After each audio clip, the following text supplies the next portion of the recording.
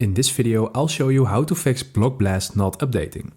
So first of all, why would you want to update BlockBlast?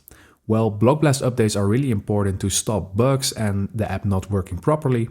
So updating is really necessary in order to keep everything running fluently.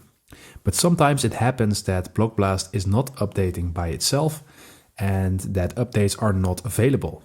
So I'm going to show you how you can still update BlockBlast.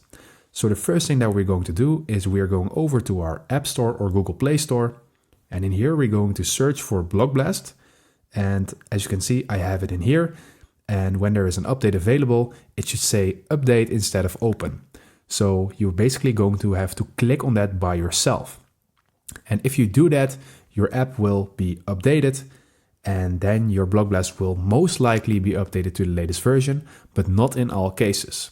So what can you do when it is not updated or the update is not available? Then what you're going to do is you're going to hold the app icon, and in here you're going to click on Remove App.